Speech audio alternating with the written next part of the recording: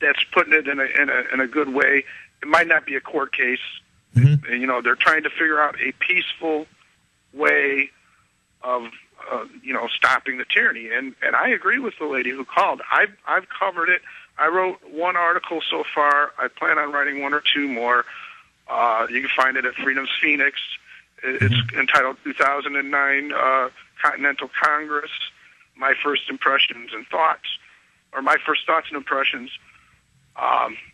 It's an op-ed piece, so it's my opinion. Well, I would say this. I think that the reason that these things don't get the huge coverage that some people would like is that, for years I heard, we're going to have a citizens investigation or a citizens grand jury into 9/11, and it's very hard to take these things and get them to come to fruition in a way that is actually actionable and actually stops the elite in their path or slows them down. That's why I encourage people to get the information, to get involved, to try to go within the confines of the system. But just like you said, it's often very difficult to go within the confines of the system because they will simply call national security or say that you have no standing in the matter, when, of course, we are the government, we are the people that should hold these people accountable. And again, our forefathers wrote checks and balances into the Constitution so that the executive branch could not dominate the judicial branch and the legislative branch. But then again, you tell the average person out there that there are three branches of government, and they say, wait a minute, government's not a tree. That's how dumbed down we have become. I thank you for the call. Let's jump to Forrest in West Virginia. Forrest, you're on the line. Hey, howdy, Jason. How you doing, sir? I got some H1N1 news for you. All right.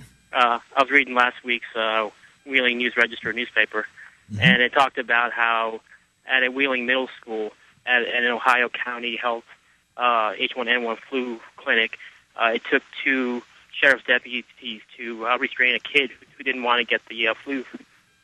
And so he ran out of the school, and they chased him down, and they had to have two sheriffs hold him down in order to get the shot. And, I have not seen this yet, but I need to.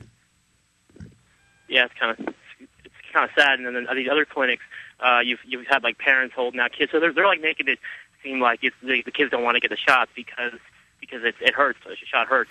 Well, I would say this. Again, I'm reading documents out of Quebec, things they're sending home to parents where they say, oh, if your kid's 14 or over, he doesn't need a permission slip. He can decide whether or not he's going to be vaccinated. So, of course, they're going to pressure those 14, 15, 16, 17, 18-year-old kids into taking the shot and make them feel weird if they don't take the shot, even if the parents have warned them and even if the parents have told the school district, my kid will not take the shot. They are promoting this full force, Forrest. Absolutely, yeah. I mean, on the radio, I just hear these 80 songs that are changed into these H1N1 flu vaccine jingles, and there's just so much propaganda out there. And, it's amazing. It's amazing how much propaganda they're able to put out when they are controlled by the establishment. When it's pro-establishment and it's something they want to push, you will literally see it on every television station, in every movie theater, on every radio station, and they just keep pumping it into your head until you're willing to accept it, and we have to stop that. We have to say no. We have to say we recognize your propaganda, and we will not stand for it. What else you got for me, Forrest?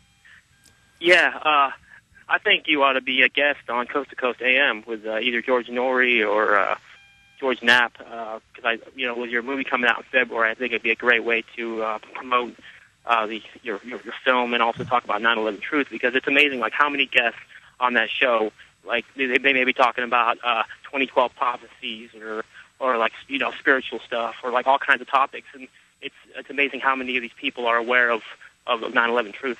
I think I would love to go on to that show, so you put a good word in for me for Norrie out there. Everybody out there that's listening, please put a good word in for me. I'd love to go on that show and promote my new film, and the new film is looking awesome, by the way.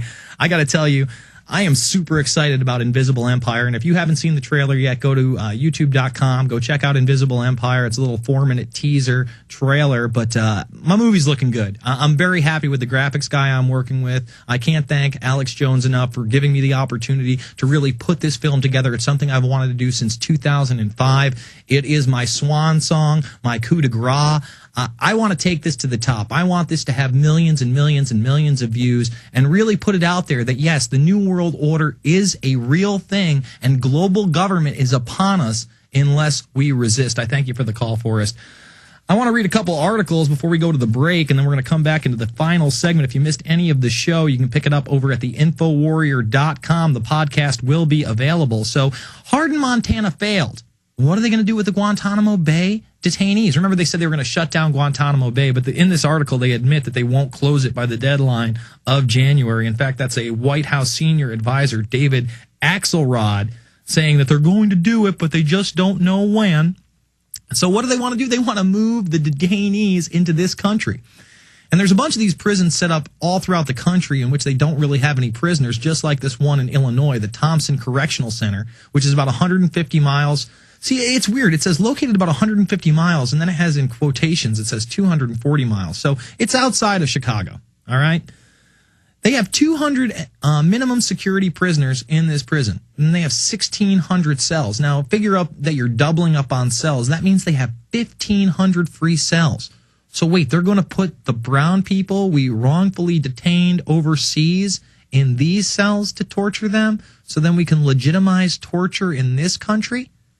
I don't know about you folks, but I think that's a pretty bad idea.